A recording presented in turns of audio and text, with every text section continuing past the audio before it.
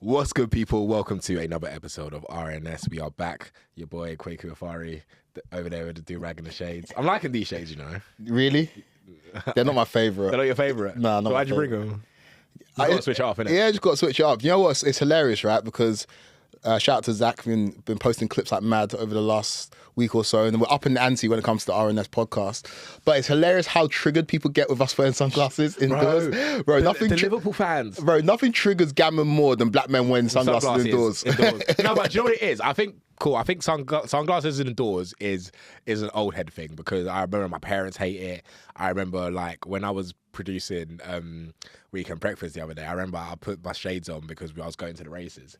And I put my shades on like with like 5 minutes to go, and Natalie was like, "Why you got your shades on indoors?" I was like, "It's just, do you know what I mean? Like, it's just funny." Like, but it was banter. But yeah, no, I think it's an old head thing. I'm not saying Natalie's old.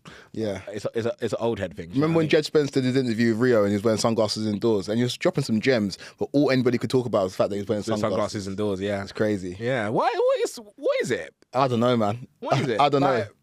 It might be our complexion. It might be our complexion still. Might be. On that though, complexion and a complex situation. Obviously, Premier League's back.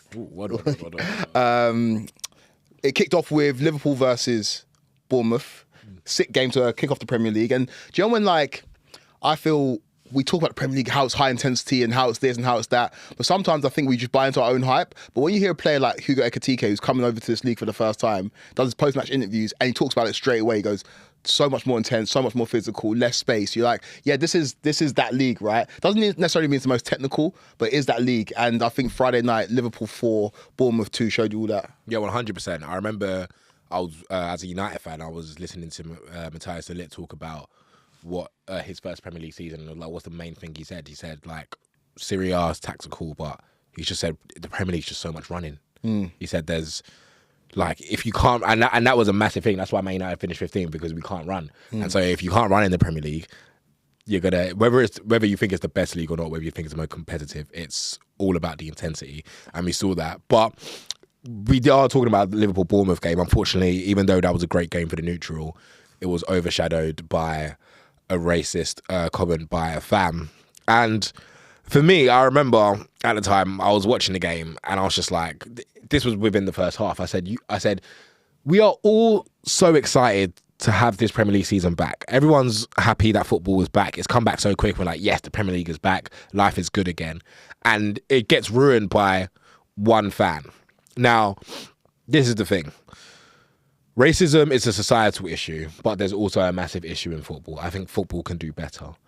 I'm not saying like eradicate racism, because unfortunately I just don't think it's ever going to happen, because it's a much bigger issue and racism is taught, but that's a whole nother thing we want to go down. And Semenyo did well, in which he still carried on, but he shouldn't have to. Why should he have to? You got to remember, like, he's doing his job at the end of the day. Why should he have to be racially abused doing his job? Yeah. Like, it just doesn't make sense to me. And football can, I think what Liverpool can do, I'm not going to say what it is because I'm not trying to have any libel cases, but what Liverpool probably might do is they could ban the guy for life. But football can do more. Football's not zero tolerance when it comes to racism. There's zero tolerance to other stuff. Like, I'm sorry, Ivan Toney did not play how many thingies because he put a couple hackers on. Do you know what I mean? More than a couple. Still, figure of speech, but he was not playing football anymore. Yeah. And we've seen so many racist incidents in football where, as a black person, I'm tired of talking about racism. And I'm sure white people probably listening to this now are tired of us black people talking about it, but stop doing it. Stop doing it then. Do you know what I mean? Yeah. Like, you couldn't even give us a half, bro. Yeah. You couldn't even give us at least do it in the, I'm not saying at least do it in the second half, but he couldn't even give us, I literally texted Darren Lewis, I said they couldn't even give us a half. Yeah. They couldn't even give us a half. And I was just thought to myself, like, one, what can football do to at least enforce somewhat of a zero tolerance thing to it? And two, like, just what's the point? Yeah. What's the actual point of it? The guy had a no room for racism thing on his Liverpool shirt. Yeah, it's crazy, right? Because shout out to Antoine Semenyo, by the way. Like, I think he's going to have an incredible season, both for Bournemouth and hopefully for Ghana as well. Why are you laughing? Because they're not in the tournament, but carry on. But we're going to go to the World Cup. True. Are you going to be there? You'll be there personally. Your team might not be there. Yeah, it might not be, but you know. But he's a player that, and again, I love the fact that again Bournemouth lost, but at Anfield slapped in 2 goals. Second goal was sick. That's after the incident had happened. Just shows you the testament and the strength of character and the fortitude of the man. But like you said, they couldn't even give us a half. And as a black man, I'm tired of talking about it. And every Saturday I do a preview of the upcoming Premier League fixtures with Max Rushton and Charlie Baker on TalkSport.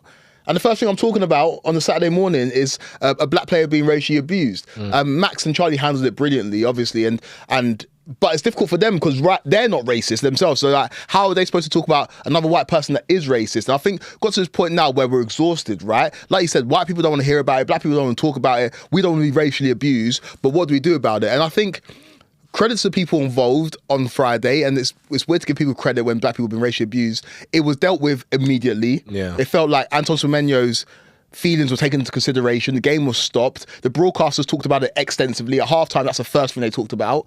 And the person was escorted out the stadium, or wheeled out the stadium. So like, You had to get that one in, but yeah. If that was me, if I was in Antoine Semenyo's position, that guy's getting flung out his wheelchair and, 100%. and I'm catching a case because you're doing your job, right? First game of the season at the champions, at the home of the champions. You're trying to impress not just for yourself, but for your family. Everyone's watching. It's Friday night under the lights. And the fact that you have to deal with that nonsense is tiring, man. And I don't have the solutions, right? I think football should be way harsher in terms of penalties when it comes to people who are racist or fans who are racist. But what can the governing bodies do? They can ban the fan for life, but that's just one fan. That's just one fan. There'll be another fan. And it's definitely something that is a societal thing, but football has a huge issue with it. And I thought that Adam Smith spoke well about it as well, the Bournemouth captain, after the game, saying that we take the knee, we do all this, it doesn't seem to work, we need to do more. And I think it takes a lot. I think it's going to take a lot more white people speaking up about it for people to actually care about it, which is a sad situation. But I think one thing that football could do is we've got the technology to do it. Every single seat in the stadium should be under surveillance, right? And so when something happens, someone reports it saying, row this, block this, seat this, you can easily identify who that fan was. I know people share tickets or whatever, so it might be under someone else's name, but there should be footage of that fan and we should be easily able to recognise them. Lucky this guy was in the wheelchair at the front of the stand so we could wheel him out at half time. But there needs to be consequences to actions, right? And I think if people know they're being watched, they're less inclined to act like an idiot. And I think that fans should know that they're being watched at all times. And so it stops people being idiots at football matches, because players like Semenyo, players who are going to be racially abused in the future, because inevitably it will happen again, they're going to work, man. They're going to work. And why should you have to suffer racist abuse when you're going to work? Yeah, that's the thing that people don't seem to get, because people like it's a hostile environment, you know, it's football, fans say this stuff, but we shouldn't have to deal with that, bro. This is... It wasn't like Liverpool losing. Do you know what I mean, bro? Like, if Liverpool were losing, Semenyo's doing a madness and everyone's thinking, and the fan had to do something just to help his team out. Maybe then I'm not saying it's justifiable, but like there's context to that. It was just sitting in his heart and he felt like he had to say it. And he felt like he had to say it. Like, I haven't had football for 2-3 months, let me just say something racist. Do you know what I mean? And Crazy. it's just, it goes to show, because the thing that annoys me about racism is that now that I get older and I've experienced it a lot, I've experienced it as a kid, I've experienced it as a teenager, I've experienced it as an adult, and you get tired of it and you get, it becomes, I'm not sure if it's for you, I can't speak for every black person, but you get bored of it. But the thing that's annoys me the most is that one day I'm going to have children, and Kweku, you have a son. One day you're going to have to explain to your son at a very young age, no matter what you do, someone out there is going to treat you differently or hurl abuse at you because of the color of your skin. Not the actions or not your character, but because the color of your skin. And like, that's insane to me. But we've all had to do that. I guarantee you probably had to talk with your dad at a young age. I had to talk with I was 5 years old when I had to talk with my dad, and I thought to myself, why is he telling me this? Like, this, I don't live. I remember saying, I don't live in America. This ain't gonna happen to me. And I think I was 5 and my brother was 10, so that's why he said, but you know what, Tony, you're young, you're going to have to listen to this too, because it's going to happen to you, whether you like it or not. And it goes to show, like, this is an issue that is bigger than football, and there are ways to, I'm not saying, like, we have to eradicate racism, it would be nice, and life would be normal, but it's just long for it. We just don't have, why should we have to deal with it? We shouldn't have to. We shouldn't have to. Shouldn't have to. Like, do you know the only time, I remember when we went to the AFCON in Ivory Coast, and I remember I came back my sister was like, "Oh, how was Africa?" Yeah. And I was just like, "Do you know? For the first time in my life, I didn't suffer like any racism or discrimination or any like looks." And I'm not saying I walk around in London and people out here calling me a nigger, but if you're black, you know the difference of racism. There's casual racism, there's subtle racism, there's this. But when we went to Africa, you felt none of that. You felt at home. You just felt at home. Yeah. And apart from the fact they spoke French, but yeah, exactly. Part of me didn't speak the same language, but still, I was just like, you know what? This would be nice. And I'm not saying I have to go to Africa to feel that, but it would be nice to not be racially abused for the colour of my skin, for once. 100%. And just going to enjoy football. And I think it kind of marred and overshadowed what was a sick game of football. Right? Exactly. And a game of football that had so many narratives. And let's talk about the narratives in that game because, like you said, I don't really know what to say. Like, again, when I want to talk sport and talk about it, I don't know what to say apart from I'm tired. Like, I'm just tired. Like, I can't be asked to have to deal with it because you clearly don't care. We care, but we can't do nothing about it because there's not enough black people in positions of power to enforce these rules and regulations to stop this happening. So until that happens, until there's more black people on boards at football clubs, until there's more black people on governing bodies that understand what racism feels like, then this ain't gonna change. And so I like shout out to Antoine Semenyo, like bad man for dropping the brace at Anfield, especially after that as well. After that, doing his thing. And I think we'll see this happen more this season, and we'll just have to figure out a way to get over it as black people. That's a simple matter, right? It builds resilience, but it's a shit situation. Yeah. Which, like I said, overshadowed a sick game. And let's talk about the game because let's do what you suggested. We were on the phone earlier, and you said let's do a little feature, right? What's the feature called? Yeah, so I copied this feature from the Starters. Anyone who used to watch the Starters back in the day. What are they called now? No Dunks podcast. No, because they kind of broke them up. And broke them up, and Jay Skeets is still on No Dunks. But anyway, the thing is, what they used to do at the start of their NBA season, they used to do it's only one game, and this is where you would give predictions. So everyone has played a Premier League game, bar Leeds and Everton, who are playing tonight at the time of this recording. But for me, Kweku, it's only one game, and this is one of my predictions, I don't think Liverpool win the league. Oh, I know. And speak on it. And I have to speak on it because this is the thing. I watched that Liverpool game and I said, you know what? This is a very good Liverpool team, but you can get got at. And Bournemouth are a good side, and Tony Iraola has drilled that team into a very good side. But those two goals were identical for me. Both of Semenyo's goals, there was a lot of similarities within those goals, and it showed me that you lot can get done in the transition. And Kirkes and Frimpong, you could say Kirkes was a bit irrational, I guess, first game at Anfield, do you know what I mean? And Frimpong, he got subbed off as well, and I'm not sure if he's a traditional fullback on the right. Now, this doesn't mean I don't think Liverpool are going to fall off the title. They will be within the title race, but I just don't think that's sustainable. But this might be Arne Slot's football because this is the time. Last season, I don't think that was Arne Slot's players. He made it work and they won a league out of it. But now he's trying to implement his style, his way. He's got his players in. He spent over how much? This is his thing. This is more heavy metal than Klopp. They have no defensive midfielders whatsoever. And if I get Gravenberch was injured or suspended. He was suspended. He comes back in. He's still not a holding midfielder. Gravenberch will do the role. And I think Gravenberch got away with doing the role last year because everyone else was rubbish. I think Gravenberch is a sick footballer. I wanted him at United time ago, but he's not a 6. And no one's going to ever try and convince me he's a 6. So even though he can sit in front of a back four and he's good enough to pass the ball in between lines because he's just a good footballer, when you need a 6 to do their role of shielding the back four, running back in transitions, that's not Ryan Gravenberch, right? So it's only one game, but I don't think Liverpool win the league. I think it's really close, but I just don't see how you can. I think outscoring teams is a good way to win games. I don't think it's a good way to win a league. I don't know any team, and I think this is why Klopp only won one league, because even though they would blitz you, they would concede. And the only time in which they won the league is where they blitz you and it was 3-0 and they didn't really concede. So, and I can see this Liverpool team conceding. Van Dijk's getting older. Konate's got 1 year left in his deal. The fullbacks are so attacking. You can get at this Liverpool side. So I'm not saying Liverpool are going to lose games because I still think they're a lot better than everyone else, and I still think they'll win games. But they're going to be winning games 4-3, 4-2.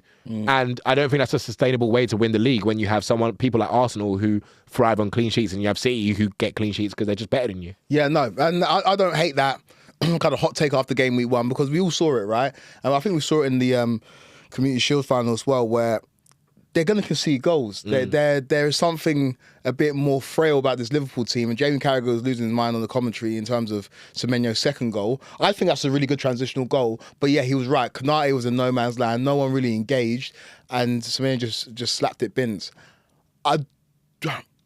I'm with you on the Liverpool thing. One thing I'm just cautious about is that they've still got world-class players. Yes, 100%. And so it's one game, but is from this game as well. I think it's the game with most talking points.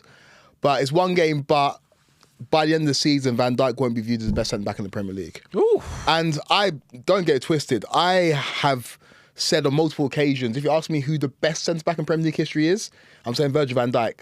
I separate best and greatest. Greatest has to come with accomplishments, and for that, that's John Terry, for me, in terms of centre-backs.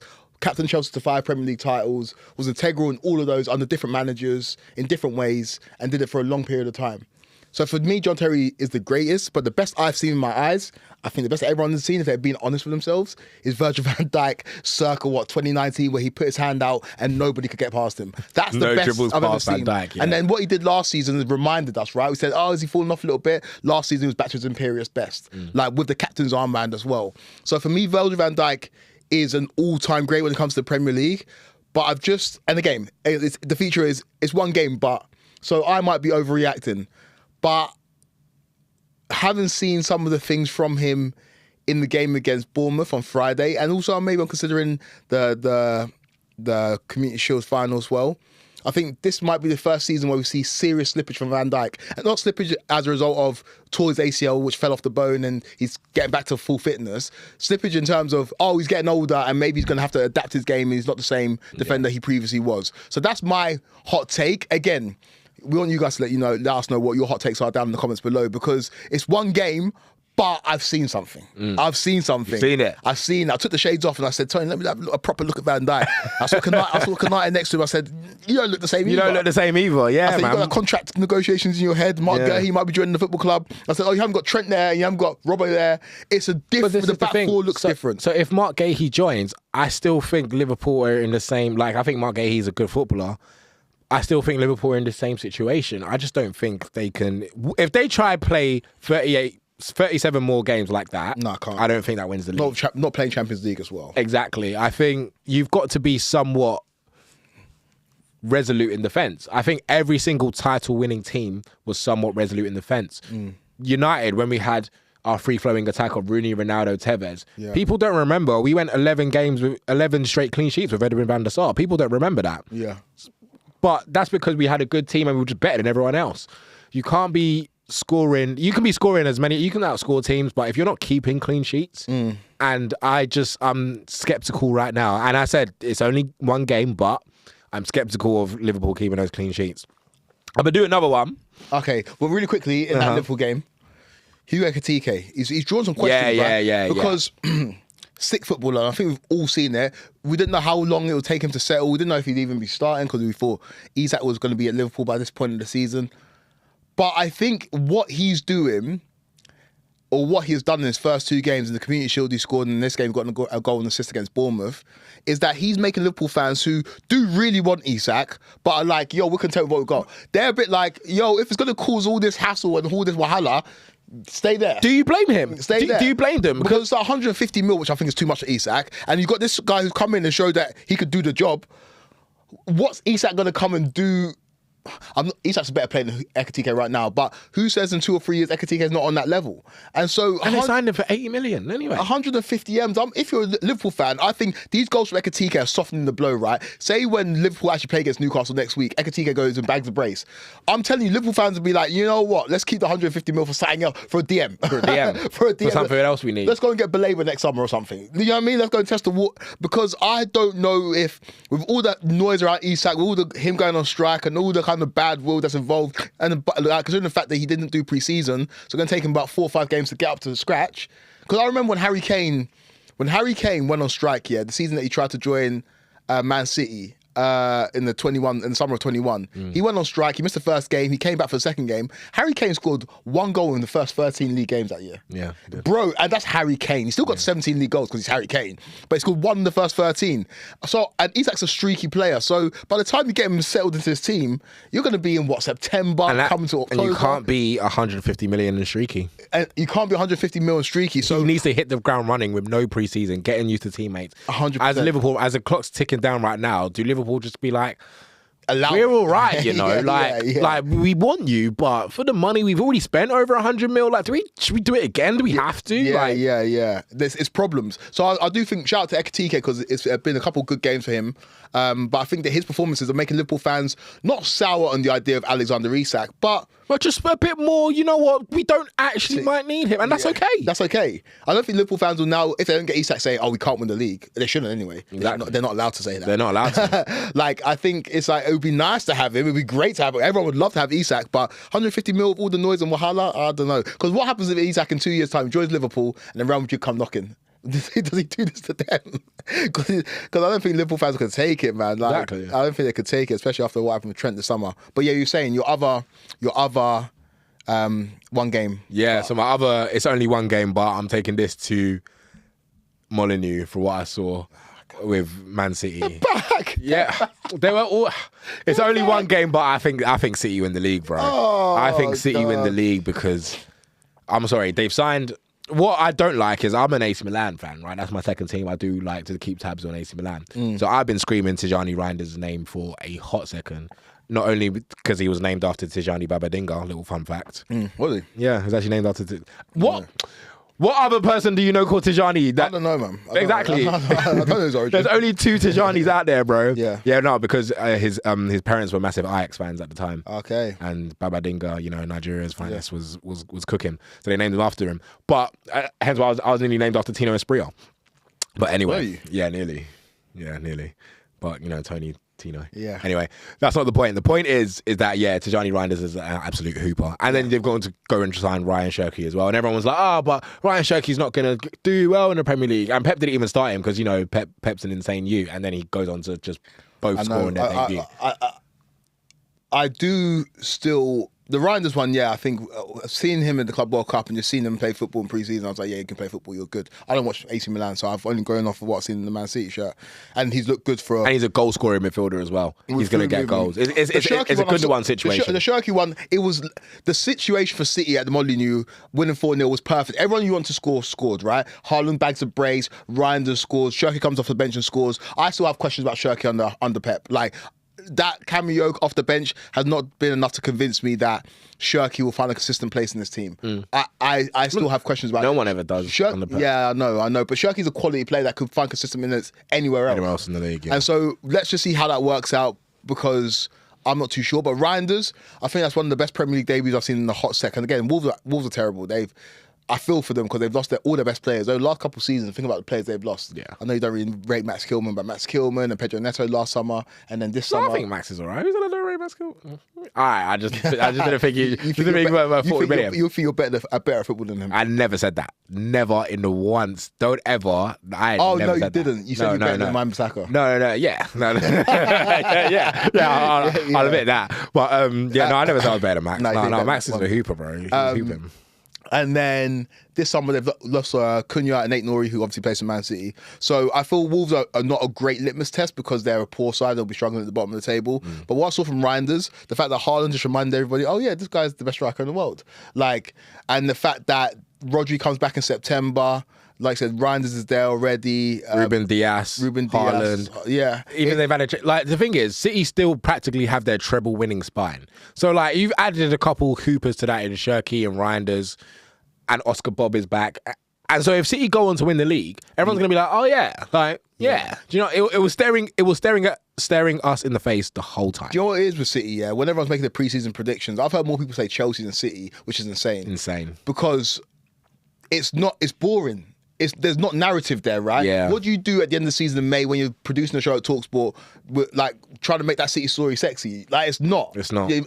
Whereas if Arsenal win it... What happened to the 115 charges, by the way? No one... Do you know what's insane? No one's mentioned that. I swear we were supposed to hear the verdict like months ago. Bro, that shit is... It's Fugazi, Fugazi. It doesn't exist. Doesn't exist. He took the words out of my mouth. It does. Words to Matthew McConaughey, words bro. to Matthew McConaughey. I'll start beating my chest if you want me to. You know what I mean? That shit is... it don't exist, brother. It don't exist. And like, I think... Again, if they committed crimes, they have to be punished for it. But I think for the betterment of and my enjoyment of football, let's just brush it and move on, man. Like, I'm not calling for it. Like, yeah, do you know what I mean? They still have to do it on the pitch. At the end of the day. And we saw it. And if you're going to say that you're going to remove everything I saw for the last 4 or 5 years, I'd rather you just say give them a hefty fine and keep it moving. But with City, they're not as exciting. Like, if Arsenal were to win the title, as much as we'd hate it, it's exciting, right? It's like, they've done it. If Liverpool defend the title, it's like, oh my God, are we at the beginning of something? Like, even if Chelsea win, it's like, oh, that turnaround was quick. With City, it's like, oh, cool, they're back. Yeah. And then how long are they going to be back for? Is Pep going to stay here forever and ruin our lives forever? Do you know what I mean? And so I understand why people kind of stepped on City. I stepped on them maybe more than you did. But I understand that one game, but when it comes to Man City, because they look like the best team in the league over that weekend, for sure. Let's move to your team. It was real Super Sunday vibes. 4:30 kickoff, all eyes on me. Manchester United versus Arsenal. For me, the heritage Premier League fixture. Didn't really live up to it in terms of drama and excitement and quality, but Arsenal got the job done, winning 1-0 at OT against your boys. Walked in here, Zach, who claims to not have any affinity for a football team, was hyper-analysing and telling me about the X's and O's of Man United. That nigga's a Man United fan. Yeah, join us, bro. Yeah, he joined you, man. He also asked me, the first question you asked me is, what jollof do I prefer, Ghanaian or Nigerian? I said, what kind of question are you asking me, bro? Like, yeah, that's an insane question. That's an insane question. I spent too much time hanging around you. Imagine someone asked you, Tony, what jollof do you prefer, Nigerian or... What kind of question is that? What are you asking me? But he was telling me about the X's and O's and how it's a good result for Man United. So do you agree with Zach? Do you think that despite the fact that you lot lost, it was actually an okay result for Man United?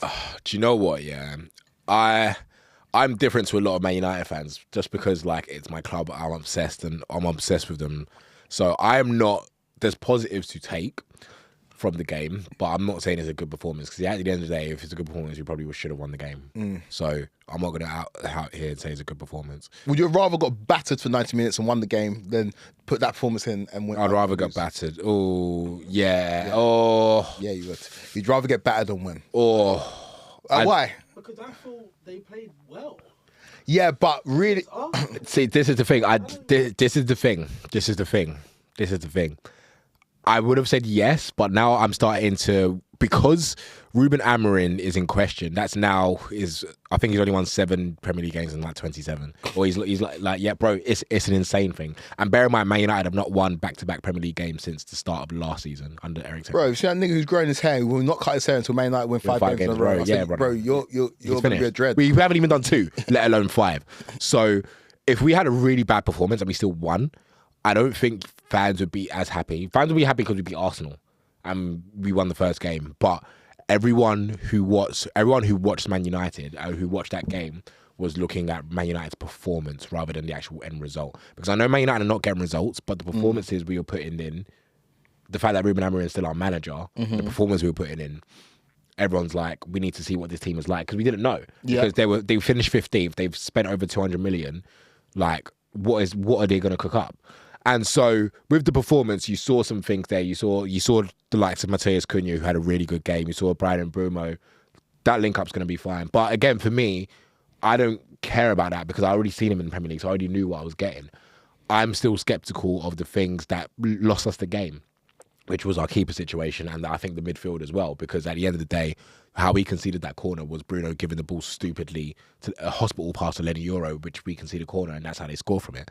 So Man United fans want to say good performance, and I totally get that because we haven't seen us perform like that in a long time. But for me, these are things I've expected like those players to do. Like if you put that line up for me, I'll be like, yeah, I know how he plays, I know how he plays. So I expect us to have somewhat of a good performance. Why don't we fix the things that we need to fix? Because we need to fix them at the end of the day. We need to have that midfielder. We need to sort out our goalkeeper. It's the fine margins. Because if we win that game and we perform like that, this would be a totally different narrative. I would have been right now be screaming 37 finals, one more. On TalkSport today would have been like, oh, Man United back. It would have been, because it would have been. And I know it's only one game, but because this was Arsenal, and everyone expects Arsenal to win the league, and it shows the difference. The difference between Arsenal did not play well at all. But I think, you know what? They executed their game plan perfectly. Their game plan wasn't to win. Their game plan wasn't to play well. It was to win. And Arsenal didn't create anything. They got their set piece and they shut up shop and they done well. And we can talk about the penalty, whatever. I don't care. At the end of the day, we lost. It's about what happened. It's about that score at the top left. I can talk about we had way more possession, we had more XG, we had more field tilt, and Pogba's hyenas tilting that way, so we're travelling more. But at the end of the day, we lost.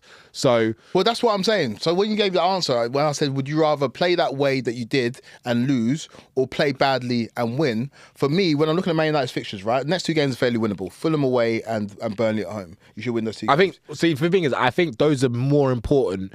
Those are really, really important. Cool, but then following those fixtures, right, you got City and then Chelsea.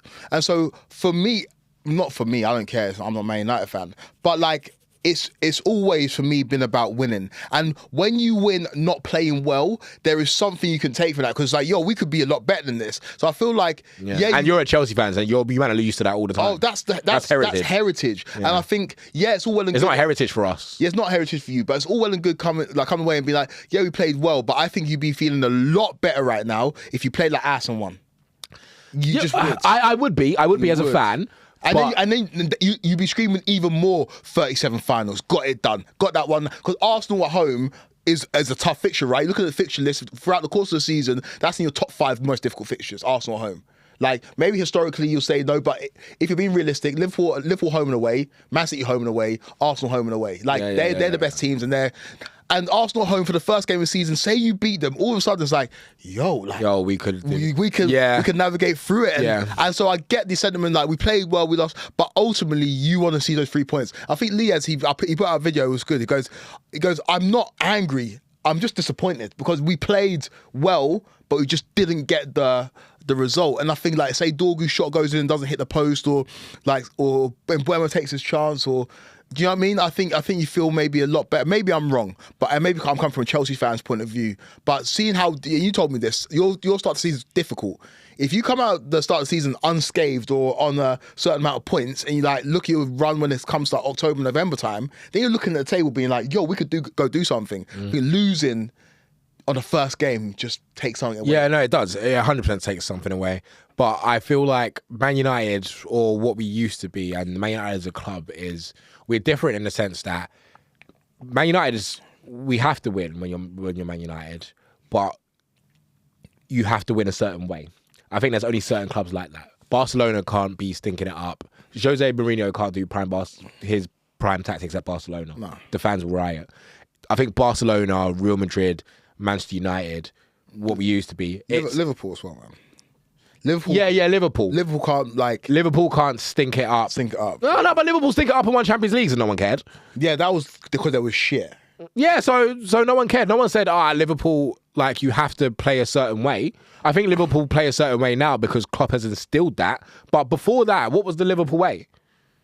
Good football. Like 70s, 80s was like they play good football. Brother, you have not watched the 90 minutes. Yeah, but that's Phil Neal and them, man. No, bro. But what foot is Phil Neal? No, bro? But like that's what it was, right? When they played against Wimbledon in the FA Cup final, it was like the culture club versus the crazy gang. Yeah, like, 100%. Liverpool were just known for always playing good football. But that was Alan Hansen played football at the back of the centre back in the 70s. Yeah, like true. they were just hoopers. Mm-hmm. Like Kenny Dalglish was like a 10. You know what I mean? They just had they called the nigga King Kenny. He must have been good. Like, yeah. And then obviously when Rafa come in, and it was slightly different because they were actually shit, and Rafa overachieved with the team they had. Then it was like, okay, we'll take it as we can get it. We have no choice right now. Like we have to just. Okay, so I'll put Liverpool in that bracket. Liverpool, if a manager like Jose Mourinho or Conte couldn't go to Liverpool now, they wouldn't take it. They wouldn't take a manager like that. Like they wouldn't take a pragmatic manager. Like Liverpool wouldn't even look at Thomas Frank. Do you know what I mean? Yeah. There's certain clubs that. Well, speaking of Thomas Frank, go on. Spurs looked. I watched the Spurs game. They looked quite decent. I think Kudus, your Ghanaian star boy, is again. I think that's going to be one of the underrated Premier League signings because he's just a very, very good footballer. Richarlison looked like World Cup 2022 Richarlison as well, which was good. And Thomas Frank had a good win. And I've watched 2 Spurs games now. I think the history of the Tottenham affected them losing the PSG in the Super Cup, but I think Thomas Frank he's cooking something. Good manager. He's a good manager. There's a unity towards it. There's a structure with Tottenham, and this is the thing. People forget Tottenham lost way more. Tottenham finished below Man United last season. Tottenham lost 22 games last season, but they won the Europa League, so they're not regarded. They're not put in the same light as they need to have. They need to go from here to here. Everyone's been saying they're top 4 and no one cares because they won the Europa League, right? But they lost way more. Like, do you know what I mean? They lost way more games than United in the Premier League last season. Yeah. But no one's talking about how Tottenham need to go from where they finished. They finished 17th, right? 17th. No one's 3 teams that were worse than the 3 teams that exactly. And so no one's saying how Tottenham need to go from 17th to 4th or 17th to 5th, and how that's going to be a massive jump because they've only signed a certain amount of players. They haven't really changed that squad. But the thing is, yeah, with Spurs, I think we could look at the end of the window, and some people said it a couple of seasons ago and they didn't win it. I think at the end of this window, we could say that Spurs won the transfer window, bro, because Eze has agreed personal terms. That shit is happening. Yeah, like he's come out and told some England teammates, clearly it's Maddison and Solanke. He's like, yo, I'm coming. Like, and so that's happening. Bear in mind, Eze was supposed to go to Arsenal. Semenyo, they could potentially get that over the line. And then you're looking at it being like, Romero's just signed a new contract today. Van der Ven is sick. I know his hamstrings are consistently falling off the bone, but when he's fit, he's great. Romero's a World Cup winner, and their fullbacks are decent. But Pedro Porro come from Man City, like he's good.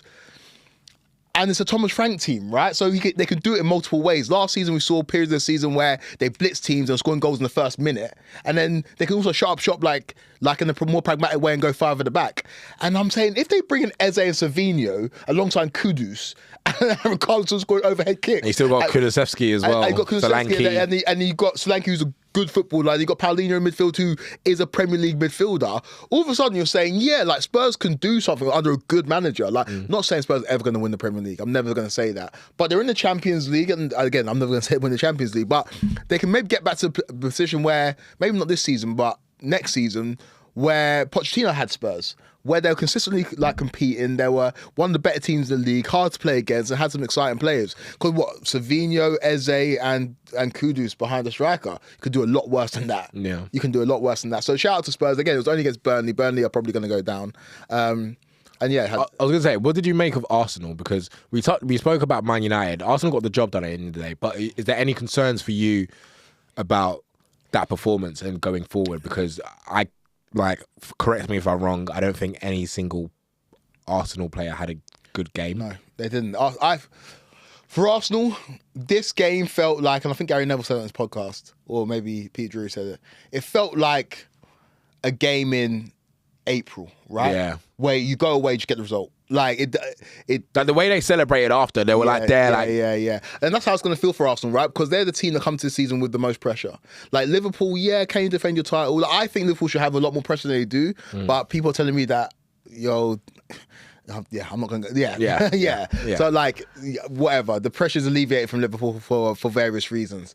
For Arsenal, everybody's like, it's do or die, Arteta. Like, if phase 6. What phase is Arteta in, blood? Bro, like, you better win this, otherwise you're going off of your head. And so Arsenal got the most pressure. And so for me, really, with Arsenal, I ain't looking at performances. I'm just looking at results. I'm looking at, are you there or are you not? Because I don't want to, if Arsenal were there playing free-flowing football, and say Arsenal played really well yesterday and lost, God damn it. That's like, I'd rather, from an Arsenal's perspective, if I'm looking at it, if I'm an Arsenal fan, I'd rather just see 38 of them and then get the title. Do you know what I mean? I'd rather see Arteta do his best Jose Mourinho impression than play great football and then us come second again. Arsenal just need results, man. Like, it's not about performances. They might even sacrifice the Champions League. It gets to the last stage of Champions League or whatever. It comes down to league or Champions League. They need to win this league title, bro. Like, there's nothing else to say. Like, I saw Luke Henry, shout out to Luke Henry, made his Sky Sports debut on there saying, we're going to do it. And that's what they're saying. I feel like they're convincing themselves because they have to do it. They have to do it. And so, yeah, I was not impressed with Arsenal. Gyökeres didn't look up to speed. Saka played probably the worst game I've seen Saka play in a long time. Yeah. Martinelli needs replacing on that left-hand side. In the midfield, Odegaard looked timid, like maybe Tony Adams was onto something. Declan Rice couldn't really do much. Zubimendi wasn't a great Premier League debut. Like, they weren't very good. The best players were Raya, Gabriel, Saliba. Like, they were Even Gabriel and Saliba, the first half wasn't that great. wasn't amazing, but they did their job, and I think that trio is the best in the Premier League. When you talk about goalkeeper, centre back. Why? So, But the fullbacks were interesting, right? The fullbacks were super interesting. because they swapped them both off, and I thought Skelly and Timber would be their starting Fullbacks, and I see Calafiori and I see Ben White, and I say, Arteta ain't coming to play football, man. Arteta this season is not looking to play football. So this is what I wanted to allude to, because we're saying everyone's going from that Arsenal performance and saying that was a bad Arsenal performance, because we expect the Arsenal we know that win titles are playing free flowing football. Arsenal's known for that team to be playing very good football. It's heritage, right? But that's not Mikel Arteta's heritage. No. This guy spent majority of his career in Merseyside, and for the other team in Merseyside. Playing for David Moyes. Exactly. So... And playing with Fellaini. Do you know what I mean? Playing with Tim Cahill and them, man. So this is I think what we saw and what he cooked up, this is what he will take, that 38 games out of 38. 100%. Now, there will be some Arsenal fans that won't like it and probably won't take that. But if they go win the title, they'll keep him because it's their first title in 20 years. But I just find it strange that why are we going... Is it because it's Arsenal heritage that we're saying that's not... Because if this was Chelsea, that's a great Chelsea performance. Yeah. That's classic Chelsea. Yeah. But because this is Arsenal, if Chelsea had that performance yesterday against Man United, the exact same thing, set piece, great performance, great away thing. But because it's Arsenal, it's like, ugh. And because we saw 22-23 Arsenal, who blitz teams who are just playing very good attacking football, and it's just regressed to now set pieces. But if that's the way they want to play, and it's working, why are we not saying this is a vintage Arsenal performance? Why are we not saying this is vintage Mikel Arteta? I am. Like, I saw the criticism online for Arsenal performance. I'm not there with it, bro. I'm like, yeah, you got the job done. That's 1 of 38. You look at the calendar, you cross it out, you say, we've got 3 points there. Because that's a hard place for you to go. You don't always go and get 3 points at Old Trafford. It's tough for you. So, like, that for me is a great performance. You drive back to London and everyone on that bus is buzzing, right? Like, but he said the players were disappointed. He said I saw a quote. He said it's a good thing that we won, but the players are disappointed. Cool. I think the players are disappointed in the way they played. Yeah. But for Mikel Arteta, that's a vintage performance. That's a perfect performance, man. To kick off the Premier League season, that's a perfect performance. Like, bear in mind, bro, that's 4:30, all eyes on me. I saw Daniel Sturridge wearing a Louis V shirt. I saw everybody in their best, bro. I saw Roy Keane with a tan. I said, yeah, you had a good summer, didn't you? I said, whoever loses, you're getting slandered. And if Arsenal lost, that would have been even more slander, right? United lost, kind of expect it. If Arsenal would have lost that first game, playing well, all of a sudden, bro, like, not only are Akers getting busted, but they're getting corn on live TV at 6:30 from everybody, because like I said, they're playing with the most pressure. And so for me, I applaud the fact that they went there, done the job, got the result, back home. We're going to see a way more free-flowing and a way more maybe pass-dominant Arsenal side when they're playing at home against the lesser teams. But away, these are the performances that you need to put in. Get the result and go home. Collect them 3 points, bro. And I think we need to get away from the idea that because he's Spanish and because he's from the Basque region and because he's like, bro, is this guy really Spanish? Do you not remember the times where he could officially get a call up for England? He's cut more from the Mourinho cloth than he is from the Pep cloth. Like, really and truly. And I think people don't realise that, because if people realise that, this is a vintage Arsenal performance. 100%. Or vintage Arteta performance. 100%. Like, and I've always said it. I say always, for the last couple of seasons, I said that Arteta, in terms of his role at Arsenal, should have a look at like a Simeone, right? Simeone's only won 2 league titles at Atletico, but it's been an era of dominance from Real Madrid and Barcelona. But he's got 2 in, I think, about 11 or 12 years. If Arteta gives you the same output as Arsenal manager over the next... They'll build a stand for him, lad. That's great. Him and Thierry Henry will be there together. Bro, like, bear in mind that Arsene Wenger only got 3. Like, Arteta and look at the Champions League finals that Atletico got into. Like, I'm not comparing Arsenal and Atletico. Obviously, Arsenal are a bigger side. None of them won the Champions League. But, like, globally, Arsenal are a bigger team than Atletico, but Arsenal also compete in an era of Man City and Liverpool where they are just better than them. No matter what manager comes in or whatever, they are just bigger. Same with Atletico. Atletico have been... Exactly. So if Arteta can just get 1 or 2 Premier League titles in, I think he'll be there for like 10, 11 years. That's a very good return. And so he just needs to get 1, bro. By hook or by crook, get 1. And this is the way to do it, because they're not going to outplay teams. Bro, they're not going to outplay Liverpool. They're not going to outplay Man City. Like, they are going to have to try and shut them down. And like, we might even see it, bro, where Martin Odegaard's dropped for a game and they go with a conventional midfield that's going to stop Reinders and Rodri and whoever it is in midfield playing. Because that's how Arsenal are going to have to skin this cat, man. This is an Arsenal team that is not the vintage '04 Invincibles. They are a very pragmatic team that give it to Saka and pray at some points. Give it to Rice in the corner and we pray, bro. Yeah, we pray. They have murals for their set piece coach. So the fact that... So that's why that's what I don't understand with Arsenal, right? Embrace the darkness. So embrace the darkness. They are embracing it, but I feel like they don't want to embrace it the way you Chelsea fans embraced it. Oh, man. Because it got you... And I think because it got you results and they haven't got results yet. Yeah. Well, that's what... It's so funny, the Chelsea thing, right? And we'll come on to Chelsea because it was a terrible game against Crystal Palace at home. Up the Chelsea. Up the Chelsea. But I think Chelsea fans, after the Club World Cup win against PSG at 3-0, we didn't know how to act, right? Because we outplayed them. Against better teams in finals, we never do that, right? I think Chelsea fans would have loved it even a little bit more if it was a shitty 1-0. Yeah, 100%. Like, the fact that it was 3-0 is like, we don't even know how to act right now or so we don't know what to do. Like, it's like... About half time, you were rattled like 2-0, what? Bro, like, honestly, like, I wanted like a shithouse, bad referee decision, Chelsea knit the trophy, yeah, like... But Arsenal... I think if you embrace that darkness, right, and you embrace the fact that you're playing for corners and you're a set-piece team, and that's what you are, that's your identity, the same way that Atletico Madrid fans embrace that with Simeone, that can make you stronger, man. You don't get frustrated when your team's not maybe attacking when you're 1-0 up. You embrace it. You say, yeah, come break us down. Like, they are the Dark Arts FC team of the Premier League. Be those guys, bro. What was it? Bale who said? I don't know who said it. Somebody said, "Embrace the darkness." Yeah, it was Bale or Gyökeres or whatever. Like, do it, bro, because I think that's your best path to victory. I don't think you are going to out football Man City or Liverpool. But we briefly mentioned Chelsea, and I think we talked about Arsenal enough. A lot of excitement, Tony. There's a lot of excitement coming to this season, but you have to be beating Crystal Palace at home. Yeah. And like, there's no two ways about it. There's no ways to make this more digestible. And I see Chelsea fans trying to cope with it. But it's not like we lost or we drew 3-3, right? If we drew 3-3, they could put it down to the fact that Levi Cole was injured. We know our centre-backs are not ass, but our centre-back position is just not the strongest in the team. But going forward, we're scoring goals and we can hopefully rectify the defensive issues in the transfer window. We couldn't break Crystal Palace down. And we didn't create too many clear-cut chances. And so it's a little bit concerning when it's like, by hook or by crook, you saw all the other teams are going to challenge for the title win, right? If you look at Arsenal, by hook or by crook, they got the win. Look at Liverpool, they got pegged back after being 2-0 up. They still found a way to win. Chiesa scoring a winner. Do you know what I mean? They just found a way to do it. And Man City brushed aside Wolves. Like, they found ways to just get it done. And if you look at like the bracket of teams that Chelsea are trying to jump above, like Aston Villa and Newcastle, who played against each other, 0-0. None of them could really find a way to win. Chelsea against Crystal Palace, 0-0. Couldn't find a way to win.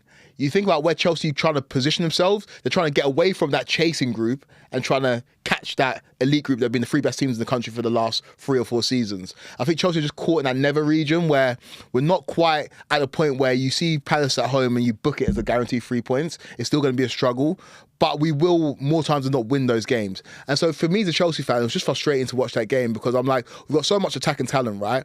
You look at fantasy, the most selected striker in fantasy in the whole of the game was João Pedro. The most selected player in the whole of fantasy, Cole Palmer. And bear in mind, he's not scored an open play goal. Do you know what I mean? So there's an expectation that Chelsea are going to... Bro, the most selected goalkeeper, I think second most selected goalkeeper, was Robert Sanchez. And so, which is crazy. I just think you look at this Chelsea team, and for me, where I think we can improve it going into the next few games is...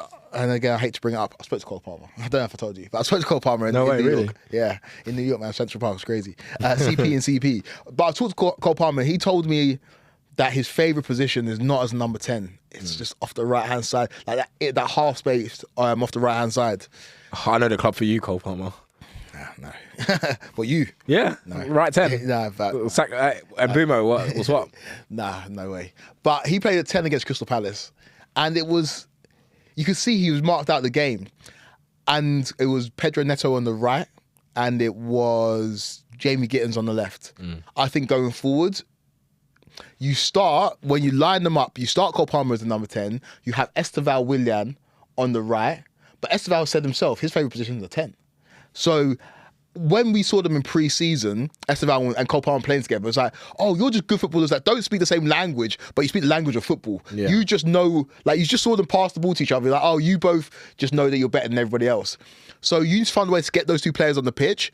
And I think ultimately where it will end up is Esteval Willian playing a little bit more centrally and Cole Palmer playing on the right-hand side. But I think going forward in our next few fixtures, those two players need to start together. I think Pedro Neto has got an opportunity to start, but maybe on the left-hand side. But I want to see Esteval starting and I want to see Cole Palmer starting. And those two players have an opportunity to build that chemistry because there's no doubt about it. Cole Palmer's one of the better players in the world. And Esteval Willian's one of the most exciting young players in the world. Get them together, get them playing football together, and good things will happen. So when it comes to this Chelsea side, like Jamie Gittins played on the left, right? And then what did you make of his performance? 'Cause that was his debut. Bro, he's an ISO winger. Yeah. Right? So like ISO wingers are either gonna give you 9 out of 10 games or they're gonna give you 4 out of 10 games and I don't hate him for it. Same as Madueke, like same as Jeremy Doku. People in modern football find it difficult to talk about these wingers and contextualize them because we live in the Pep Guardiola era where he told Jack Grealish to get the ball and pass it back. Like, these wingers are going to try stuff and sometimes it's going to work and sometimes it's not. The better ones, it works more times than it doesn't. But it's going to be a lot of times where he's trying to take on his man, his fullback gets the foot to the ball and the attack dies out. Unfortunately, against Crystal Palace, it didn't work for him. But there's going to be some games where he's playing against lesser sides, it's going to work for him. So I find it hard to contextualize his performance, probably give him like a 5 out of 10. But I think going forward in our next few fixtures, I prefer to see Pedro Neto on the left-hand side, providing that width, getting the ball into the box for João Pedro, who's good in the air. On the right-hand side, start off with Esteval and Cole Palmer on the 10, but those two players switching and just being interchangeable because, like I say, Esteval prefers to play centrally and Cole Palmer prefers to play off the right. And João Pedro, like, a lot of people had big hopes for him. I had very big hopes for him. But he had a quiet game. He had a quiet game and couldn't get on the score sheet. But I'm not too concerned in terms of Chelsea, like, going forward in the next 3 or 4 fixtures. Who are your next 3 and 4 fixtures? I'll get the fixture up for you right now. We don't leave London. So we play West Ham on Friday. And off the back of West Ham's performance, you say that Chelsea need to win that game. West Ham away, though, under the lights at London Stadium is never easy for us. Then we've got Fulham at home, then Brentford away. And West London. Bro, we don't leave London for the first 4 games. So that happened to West Ham last season, and that was until like October. Like, yeah, man. They didn't leave London until God knows when. The first time we leave London is on 20th of September to play U-Man at your place. Crazy. And so yeah, I'm just sitting back and observing Chelsea right now. And we'll see, right? But I can't deny that the early enthusiasm, like, yeah, we could win it. That's died out. Already after 1 game? 1 game, but Chelsea can't win the league. Okay. Do you know what? So now it's a 3-horse race, and that's totally fine, yeah, because they're going to be as we said, you've got Arsenal City in September. People are going to be looking at that game as a potential title decider in September, which I think is insane. But the fact that Chelsea drew to this Palace, I watched the end of it and I said, Palace are a good side. We saw in the Community Shield, like, they're resilient. They've got a good spine. But if you've got any aspirations about you, these are the games you should be winning. Have to. Do you know what I mean? These have are the games to. you just have I think this is a season. This is a season where the points are going to be high, bro. Like, I think if you look at Arsenal, Liverpool, and City, they're not going to be doing what they did last season and just dropping points against these silly teams. They're going to be just winning those games. Do you know what I mean? Like, this weekend is an indication of that. Like, I think last season maybe you see Arsenal drawing with Man United at OT. Like, you expect City to always beat Wolves and Molineux, but you'd never know. Liverpool got pegged back by 2 goals. I think in another season that ends up being 2-2. But the teams are just finding the ways to win games. You can't be dropping points at home against Crystal Palace. Like, you just can't. You just can't. At the Palace. Yeah, man. And Abri who had a goal disallowed, which is crazy. That it should have stood. It was a free kick. He rocketed it in, and then they gave a foul for, I think, Mark Gurley was pushing one of the Chelsea defenders out of the wall. It's crazy because it was a great finish as well. That free kick. Yeah. But yeah, man, I'm still optimistic. We're gonna finish in the top 4. Hopefully, going a good run in Europe. Champions League is what I'm watching.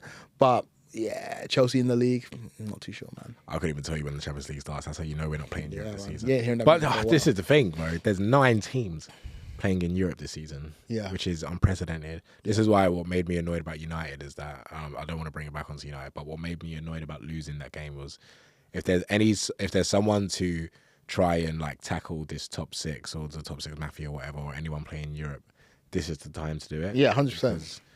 There's 9 games in Europe, bro, and a lot of them will be on a Thursday night. So your Thursday, Sunday layover is just going to be crazy. It's not easy. And it's not easy, bro. It's not easy, but we'll see. I think it's been overall a good weekend to start off the Premier League. I think my outstanding performer of week 1 or game week 1, Reinders. Like he moved me. Do you know when you're watching somebody and it's just like he dropped a performance that you'd probably expect Florian Wirtz to drop. I'm not saying, and I still think Florian Wirtz is going to be a superstar, right? I don't think, like, I even saw it in little touches and stuff. I was like, oh, you're such a good footballer. It's going to take him a little while to settle. I think it'll take him like 3 or 4 months to settle. When he does, he'll be one of the best players in the league and the world. 150 million players shouldn't have 3 or 4 months. Yeah, but I think that's just what it is. I think that he's like, that it's just going to take him a little while. Yeah, no, I totally agree. I totally agree with you. Reinders was, Reinders was, he moved me. Why? He moved me. What made what bit? It was Was it the assist or the goal? Left foot, right foot. It was the pre-assist, the chip to Rico Lewis. Yeah, I'm just like, bro. No, it was Oscar Bob. Was it just Oscar Bob? I think it was No, so Rico Lewis, I swear. I thought it was Oscar Bob. Let me have a look. No, it's Oscar Bob. You sure? Yeah. It was Oscar Bob. How much you want to bet? $5. Let's have a look. I think he chipped it to Oscar Bob. I think it was Rico Lewis, you know. I think it was Oscar Bob. No, Rico Lewis. It was Rico Lewis? Yeah. Did he play? Yeah. What, so the first goal? So he's passed it to on the wing? Yeah, to Rico Lewis. And Rico Lewis crossed the box to Haaland. That was Rico Lewis? Yeah. I thought it was Oscar Bob. Nah. Oscar Bob got the assist for Ryan's goal, but yeah, it was Rico Lewis. But and when he celebrated, it showed Oscar Bob. Racismo. Yeah. Racismo. But that moved me, and then the finish with his left foot, like it all just moved me, man. I said, "Oh, this is reminding me of flipping." It reminded me of Sergio Aguero 2011 against Swansea. Do you know when somebody comes to the league? So they come to the league, it's like, oh yeah, you'll be fine. Yeah, you'll be fine. And so like I think they've not necessarily found the KDB replacement because they're different types of players. I think it's a Gundogan replacement. I think Reinders, that goal scoring centre mid. Yeah. That's Reinders' bag. Yeah, he scored a lot for Netherlands. He scored a lot for AC Milan. He scored goals. That's a Gundogan replacement right there. That's like for like. Boom.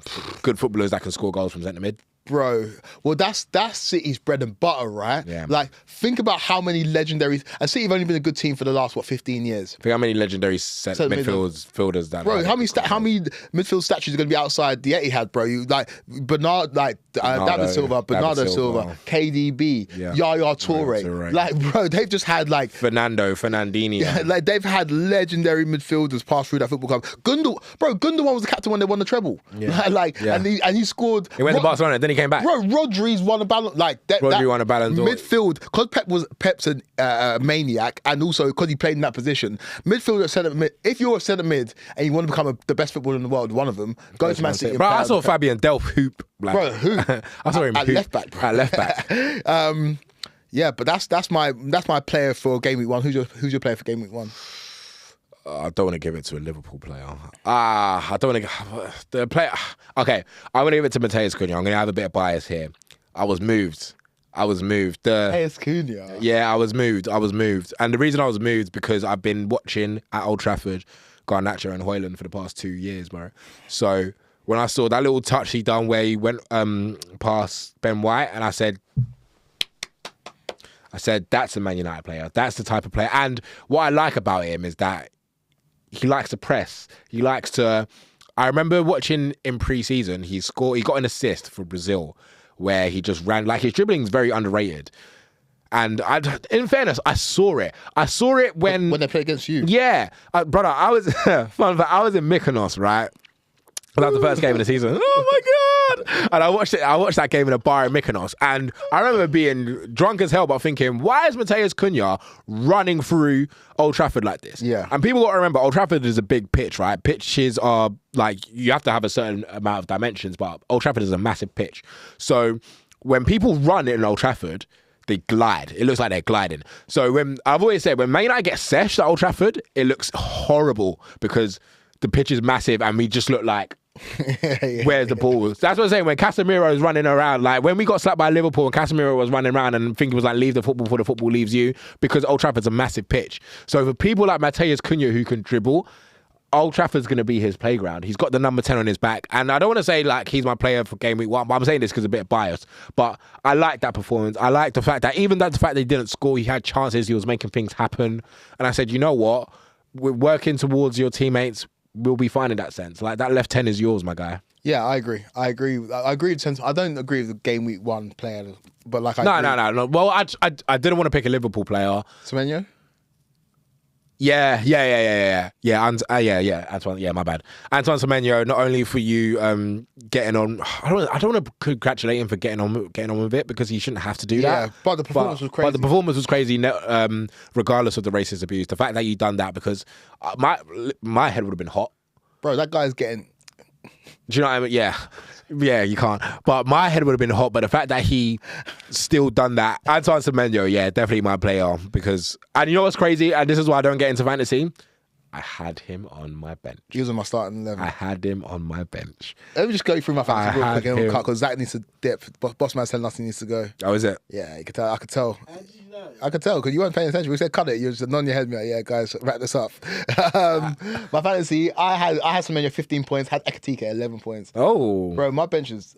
I had Dorgu on my bench. Munoz. I had Dorgu starting. My team was. How many points did you get? 58. I got more than you, I reckon. You reckon? Yeah. I averaged 51 though. You know, I got more than you. I got like 60 something. Did you? Yeah, watch. I'm getting my fantasy right now. Yeah, 63. And bear in mind, I had Semenyo on my bench. So I had Sells in goal. I had Dorgu, Van der Ven, Anya. I had Palmer. I had Kudus and Gibbs White. Yeah. And then I had Captain Haaland. And then I had... I don't have Haaland in my team. Exactly, that's just stupid. And then I had João Pedro and Bowen. And then I had Semenyo on my bench. So 63 plus 15 is what? 78? I could have had 78 points. I had Marmouche. Yeah, man. Marmouche starting. What can you do? Marmouche! Yeah, bro, yeah. Wait, yeah, but why? Because Where is he? Did he play pre-season? Yeah, he came off the bench In the Club World Cup? against Wolves. Yeah, he played in the Club World Cup. Okay, he came off the bench. All right, well, listen. That is game week 1. The Premier League is back. RNS is back. Real nigga shit. Until next time, people.